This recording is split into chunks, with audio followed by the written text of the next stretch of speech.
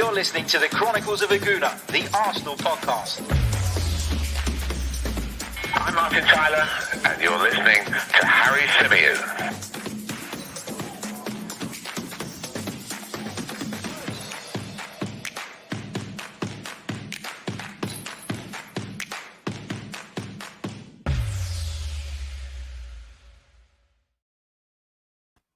Hello and welcome back to the Chronicles of a Gooner, the Arsenal podcast, brought to you by 90 Min. As ever, I'm your host, Harry Symeou, and on this edition, we're going to be discussing some of the latest Arsenal-related transfer rumours. And of course, as always, there are plenty. Big hello to everybody watching us live currently via YouTube, and of course, a big hello to everybody who will be watching this back on replay or listening to us via the audio platforms. Hope you're all well. Hope you're all enjoying the summer and the kind of calm before the Premier League kicks off again and everything goes into absolute madness.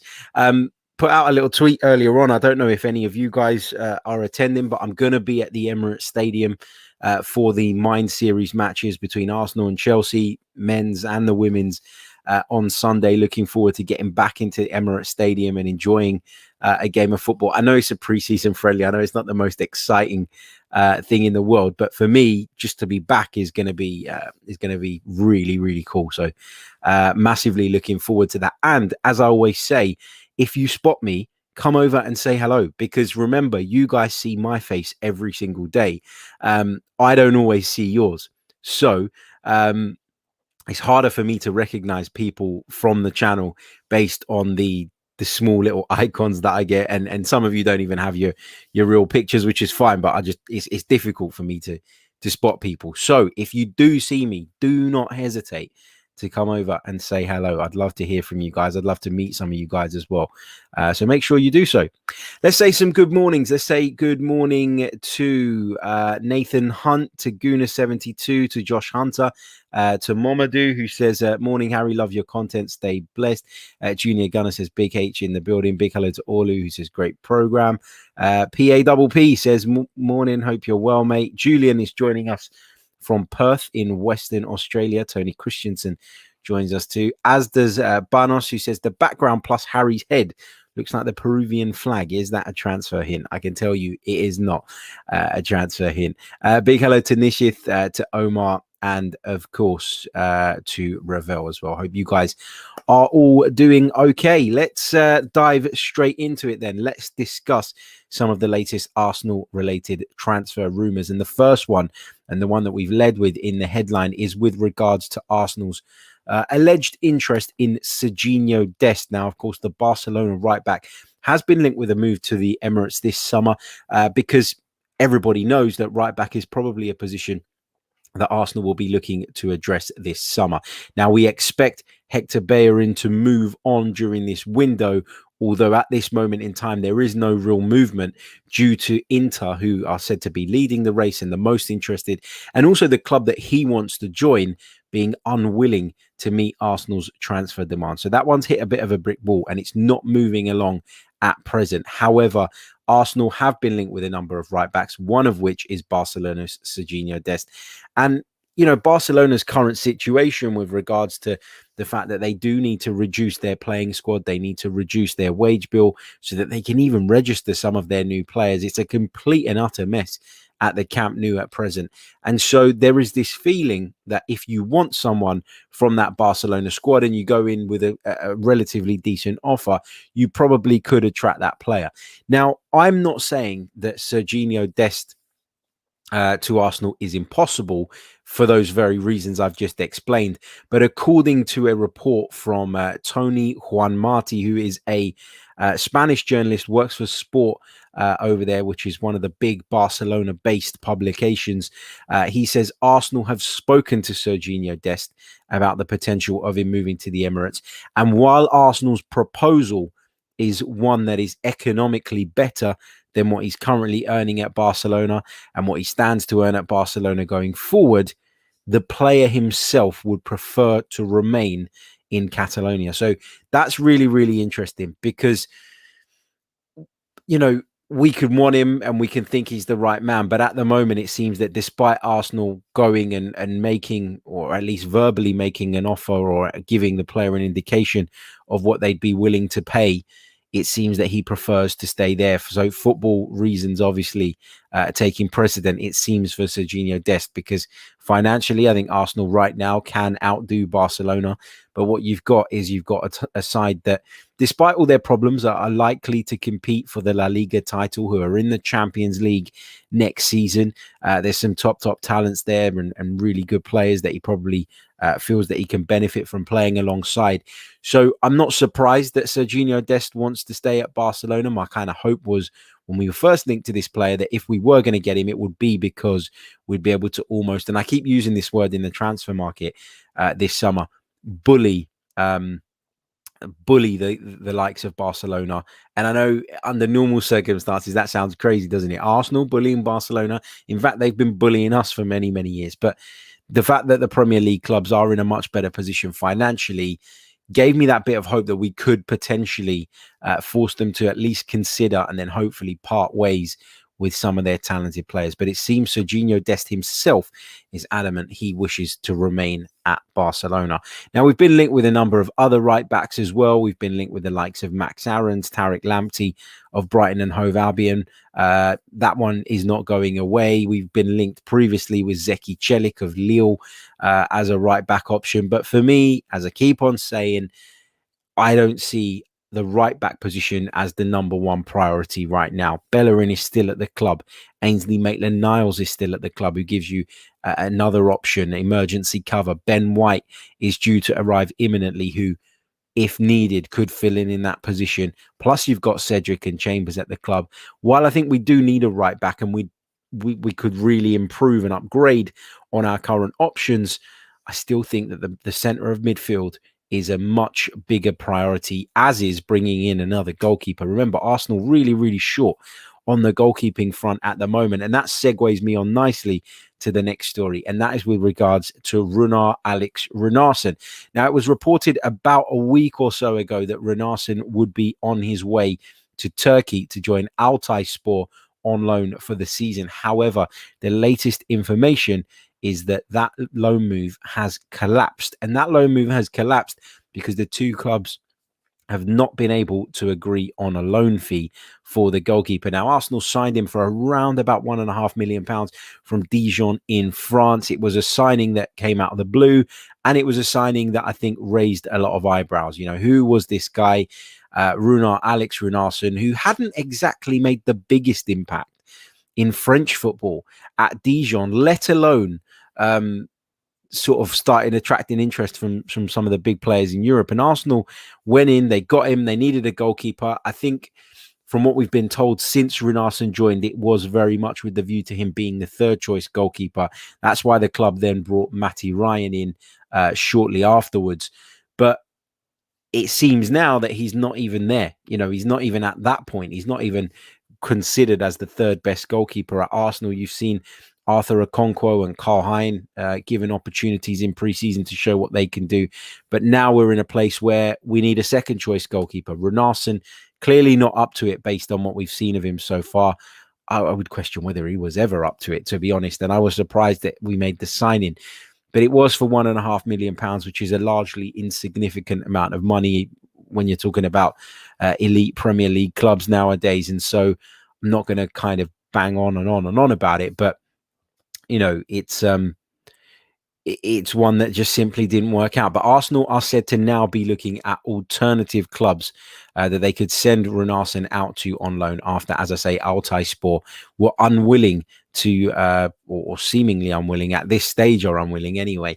Don't know if that will change and the move will be back on. But as we've been told, it seems that move is dead, off, not happening because of the disagreement over the loan fee.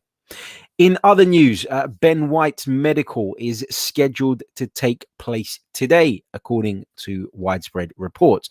So Ben White is supposed to be undertaking his medical as we speak, and we expect an announcement on the signing of the England international to come at some point this week. So Ben White is going to be a Gooner very, very soon. Really looking forward to getting this one over the line because it's been rumbling on for weeks. Of course, the European Championships played a part in delaying that and making it a little bit more difficult to get over the line.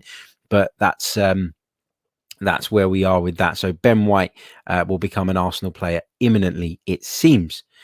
Also, just wanted to touch on a couple of other stories. The first one being with regards to Joe Willock, who, of course, is continuously being linked with a move away from Arsenal this summer.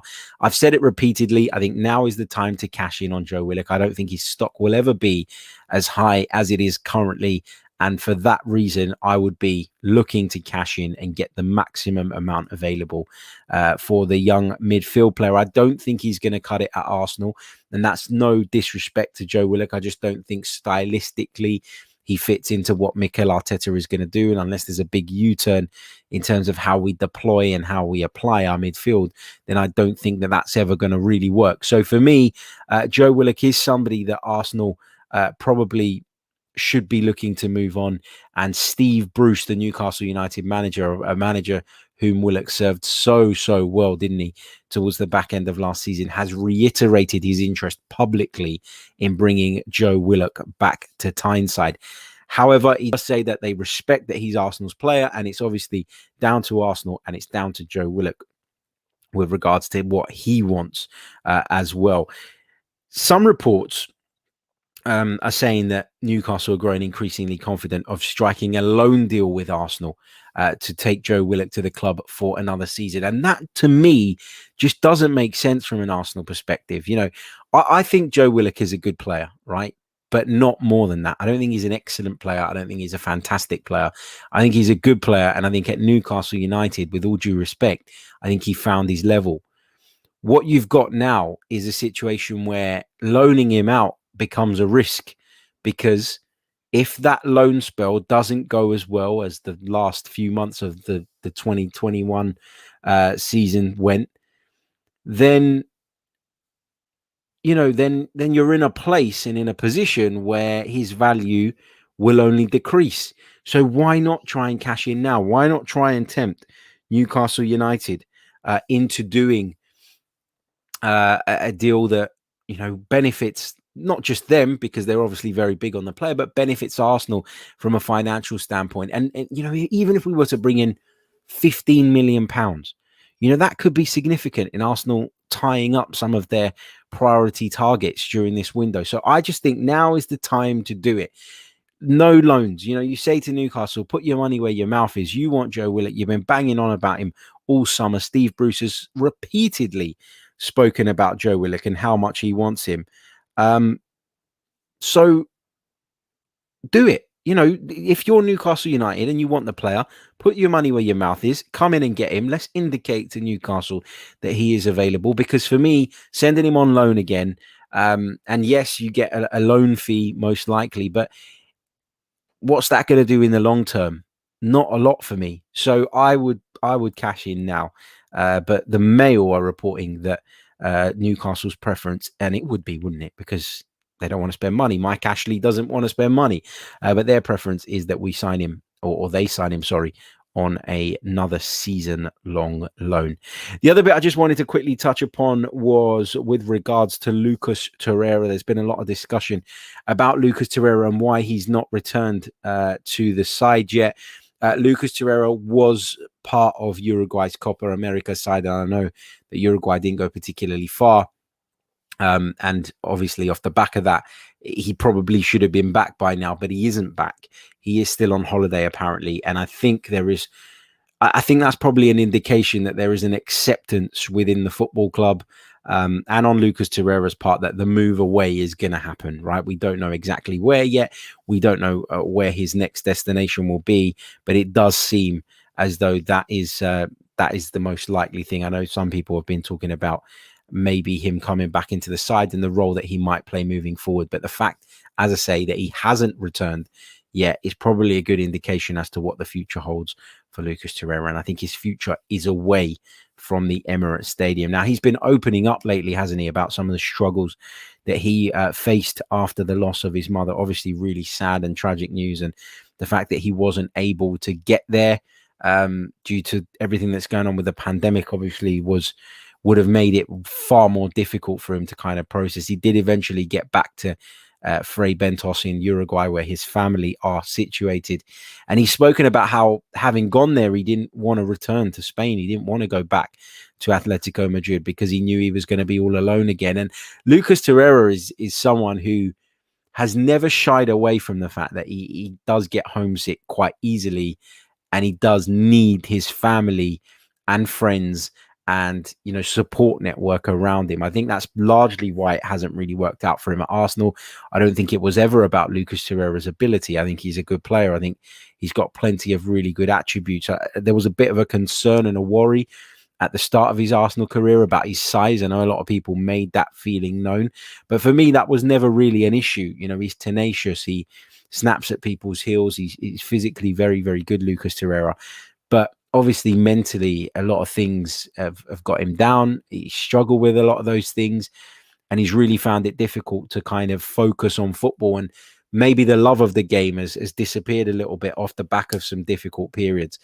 He was much more comfortable in Italy when he was there, but he has indicated that his preference this summer would be to return to South America, whether that be his home country of Uruguay. I don't think so. I think he's looking a little bit more high profile, and he's looking at Boca Juniors from what we've heard previously. But whether they'll be able to finance a deal, given all the difficulties they're going through as well at the moment, remains unclear. So that's the latest roundup of Arsenal-related transfer stories at the time of recording, of course.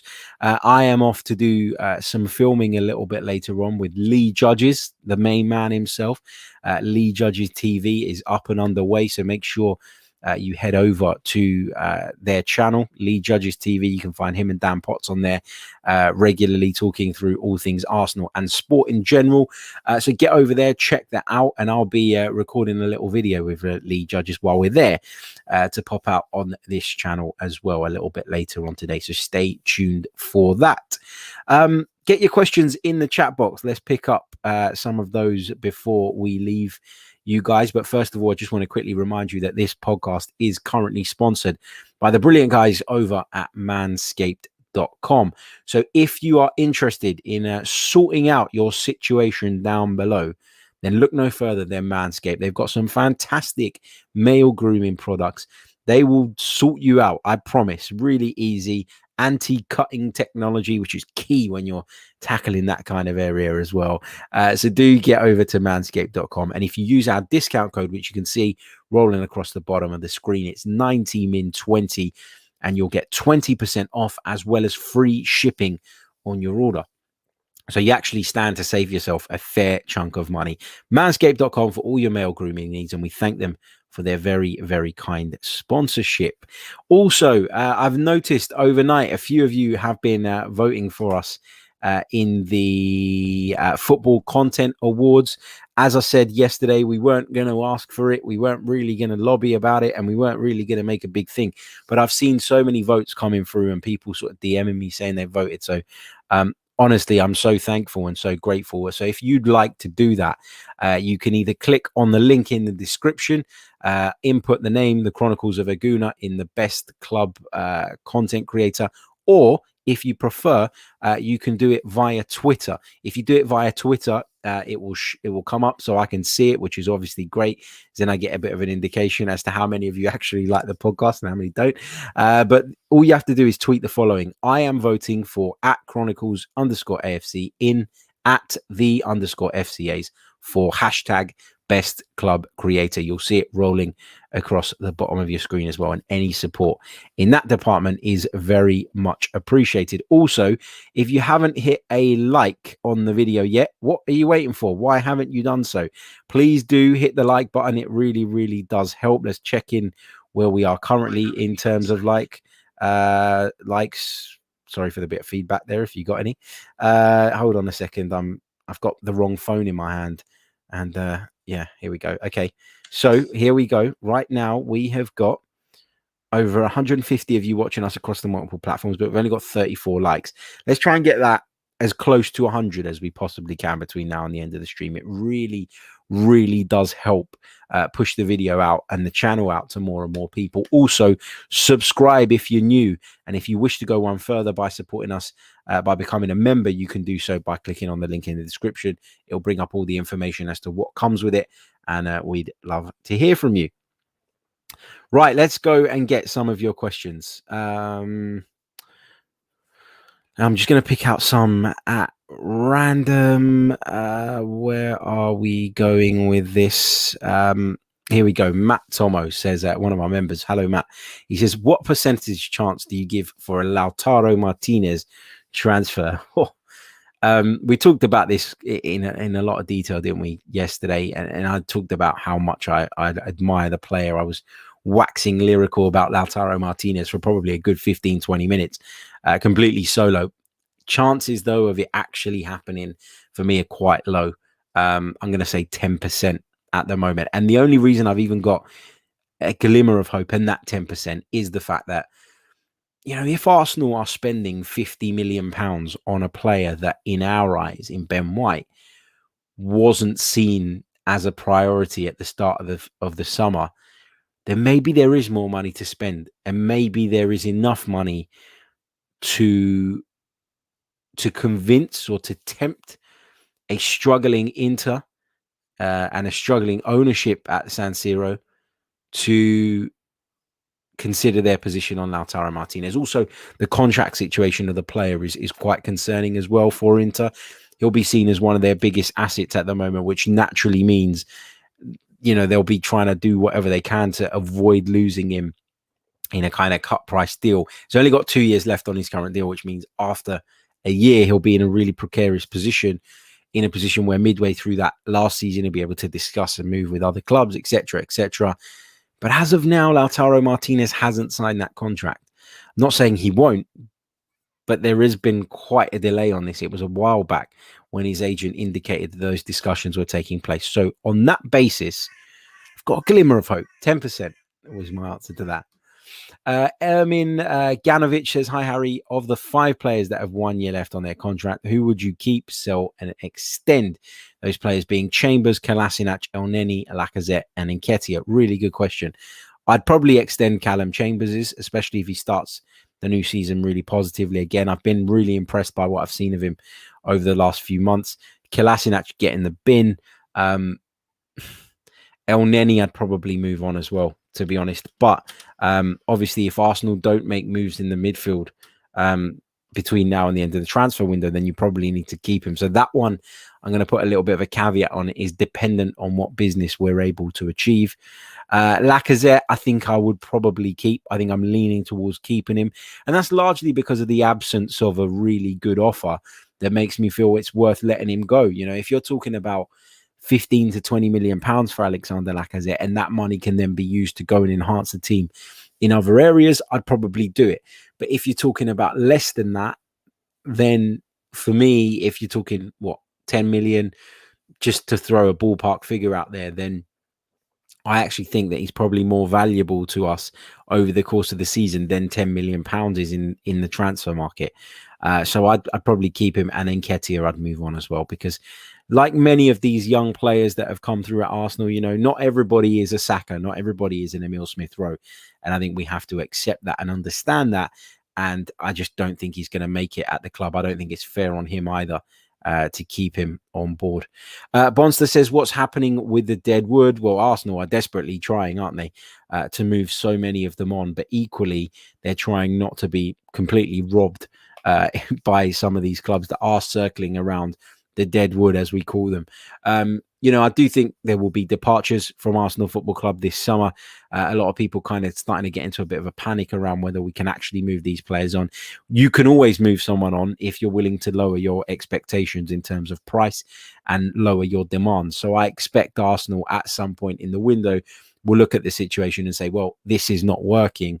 We're not moving forward. This is not happening. So let's lower our demands, and that, I think, will open the door. I think a lot of these clubs know that if they hold on, if they wait, if they delay, they can get hold of the likes of Bellerin, the likes of, maybe even Joe Willock, Ainsley Maitland-Niles, etc., the Sarah Kolasinac's of this world, all players that Arsenal, I think, would be open to moving on. I think they all know that they can get a better deal if they wait and if it holds on, and they allow Arsenal to get to a place where they're almost desperately, where they're desperate to move them on, and so they just do it. Let's pick up a few more of your comments.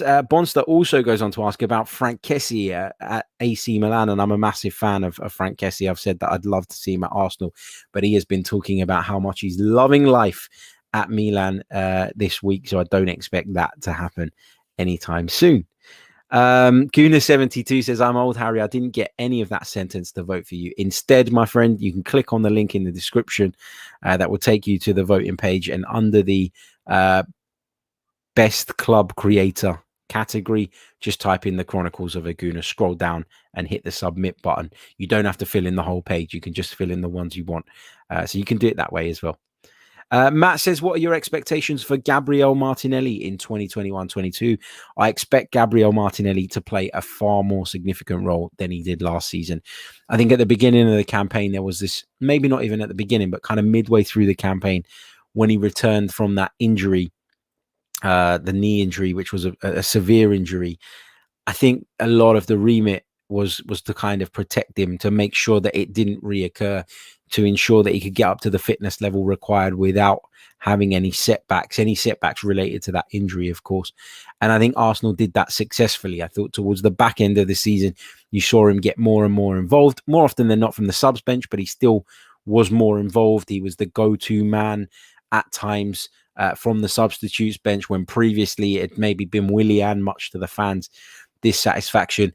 I don't believe this thing that that Mikel Arteta doesn't rate him. I don't believe that. I think he always speaks very, very highly of him, and I do think a lot of what happened last season was Mikel Arteta protecting the young man.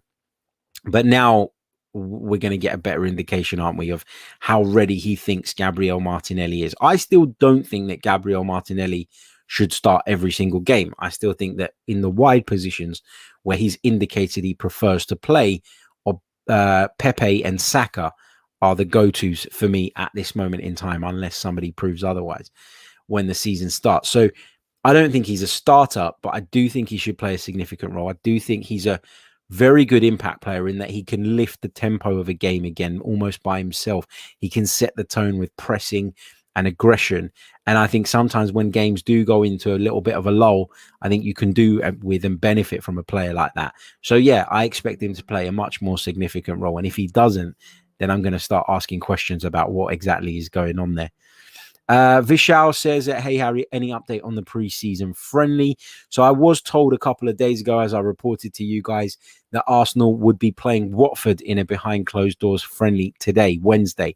I've not heard anything otherwise. Obviously, the club have not said anything. They've remained tight-lipped, just like they did with the Millwall game. Until the game was done, we didn't hear a single thing from the club about it. And then they talked about the time they were going to stream it, etc., etc. So for me, I'm expecting that game to go ahead as I record this podcast. I've not heard anything to indicate otherwise.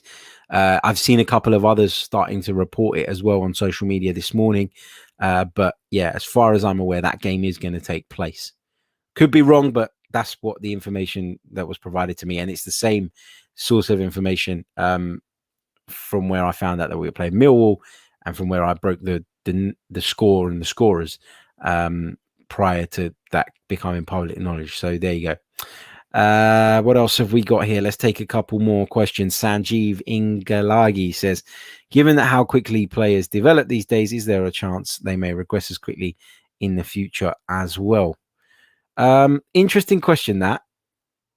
Yeah, players do regress, don't they? And some at different stages of their careers. You know, I give you a prime example of somebody like Olivier Giroud, who I think has got better with age. I think he's improved, and I think at a point in his career where a lot of people said he was finished, I actually think he's probably a more complete striker. I think when Olivier Giroud was at Arsenal, he received a lot of criticism, didn't he? And I think when he went to Chelsea, a lot of us looked and went, hold on a minute, this is not the same Olivier Giroud, is it, in front of goal that we had? And it's because he's developed. He's someone that came into the top level of football quite late on in his career. And so players do progress at different levels, but equally they regress at different levels as well. And you'll get some who mature and become better. You'll get others who were incredible at 18 to 22 and then can't quite live up to that expectation moving forward. So, yeah, it can go either way, can't it? Really good question. Really good point. Let's take a few more of these. Hold on. Lots of you saying that you're going to vote now. Thank you so much. Please do so. It really is appreciated. Peter Jambo says, Harry, if you have to pick which player, would you choose between Maddison or Lautaro Martinez, and why? I think that I would pick Lautaro Martinez. I'm a massive Lautaro Martinez fan. And while we have strikers at the club at the moment, I do look at it as an area that, yeah, we might be able to kick the can down the road on for now, but we will need to improve on and address probably at the end of next season. Lautaro Martinez being available now at a time where, well, I know Inter haven't indicated he's available. Let me make that clear. But the idea of signing Lautaro Martinez now at a time that Barcelona and Real Madrid, who are both big on him, simply aren't able to afford it, would be taking an opportunity. Maddison, I like James Maddison, but as I've said before, I don't think he's worth 60-70 million pounds, and I think you could bring in somebody else for far less. I would pick Martin Odegaard over James Maddison, and I know that's an unpopular opinion, but I really do think he has the potential to go on to a much higher level than Maddison does. And so on that basis, I've got to pick Lautaro for sure. Ron Wolf, going back to the Joe Willock thing, says, hi, Harry, should Arsenal send Willock on loan to Newcastle if it's the only offer on the table, or keep him? If you're going to send him on loan, if it's the only offer on the table, then I think you do send him on loan, but you make sure you get a transfer fee from him, a loan fee, I should say, and you just hope that he performs to a good level again so that you can still sell him, for a fair chunk of money. Later on, it might not be the 20-25 million pounds that was being talked about a couple of months ago, but you would still want to get a decent fee, get the loan fee in the door while you're at it, and there you go. Let's pick up a couple more before we go. Bonster says, thanks for the updates, Harry. Looking forward to the additional content in the upcoming new season, especially around Arsenal women's team. Yeah, that I'm really, really excited about, because I've got to be honest, for me, I've always kept an eye on the women's game, and I've always kept an eye on what Arsenal were doing, but I've never really gotten that into it, largely because I haven't had the time, not because I don't want to. And so I'm going to make a conscious effort to focus on it a little bit more this season. But also I acknowledge and understand and recognize that my knowledge on the women's game is not as good as I would say my knowledge is in the men's game. So I want to bring people on with me who will be able to enhance the show and give you an insight and a perspective that I simply right now are not capable of. So got a fantastic person in Casey Bourne of BT Sport who will be joining me for the new season, and we're going to kick off that show towards the back end of August. We'll be focusing on the women's game. So yeah, very much looking forward to that.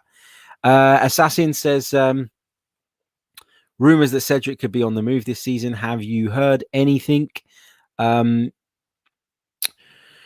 I haven't. I've got to be honest. I haven't heard anything about Cedric being on the move. I don't expect Cedric to leave the club, as I keep talking about the right back situation and why I don't think that Arsenal necessarily are going to. I don't expect Arsenal to prioritize the right back position, but that is contingent on Cedric staying at the club. So, no, I don't expect Cedric to go. I've got to be honest. I've got to be honest on that. A couple of you asking or in the chat how you can join the channel. I'll just bring you quickly up to speed on that as well for those of you interested. If you There you go. Gooner72, he's done it. He's done it. He's done it. It's just popped up in the chat. So Gooner72, welcome to the channel's membership scheme. Thank you so much, mate. And welcome to the Chronicles of a Gooner family. I was just finding you the link, but you done it. So brilliant. Well done. Thank you. Right. Let's pick out. I'm going to take one more question. And then I got to make my way into London. Vishal says, I think Goretzka is a good option. He's a free agent next season as well. Talking about the possibility of Arsenal potentially jumping on the Goretzka trade. Listen, I'm a massive fan of Goretzka. I really like the player. Is going to be a free agent next season, apparently, as well. And it's really, really interesting, isn't it? Because do you remember a little while ago when Arsene Wenger sat down and said, that we'll get to a place in football where players, even the elite players, even the players who are deemed as the most valuable in world football, will be at a place and at a stage where they run down their contract so that they can get the moves that they want. We're starting to see that now, aren't we? I mean, Lionel Messi ran down his contract at Barcelona. Lionel Messi. Cristiano Ronaldo looks as though he may run down his contract at Juventus this season. He's got 1 year left. We're talking about people like Leon Goretzka, who for me is one of the best midfielders in European football, potentially running down his contract. And we're just seeing it happen more and more and more. And I think it is going to become a more common thing in the game. So there's something that Arsene was certainly ahead of the curve on, wasn't he, with his prediction there. But anyway, we are going to leave it there. That's it for our transfer talk show this afternoon or this morning. Doing it slightly earlier than normal, remember, because I've got to travel. So I do apologize if that's caught you a little bit off guard, but don't worry, you can watch it back on the replay and you'll be able to listen to it via the podcast platforms very, very shortly. Don't forget to hit the like button if you haven't done so already. It really, really does help. Subscribe to the channel if you're new. If you want to become a member like Gooner72 has just done, and thank you so much, you can do so by clicking on the link in the description. Don't forget to vote for us in the Football Content Awards. You can either click on the link in the description, type in the Chronicles of a Gooner in the best club. Is it club creator? Is that what the category is called? Hold on, it's going to roll across the screen in a minute. There it is, best club creator category. We'd love to get your vote in there. Or you can do it via the link, as I say. But thank you all so much for your continued support. We'll be back very, very soon with more Arsenal-related content. Until next time, take care and stay safe. Ciao.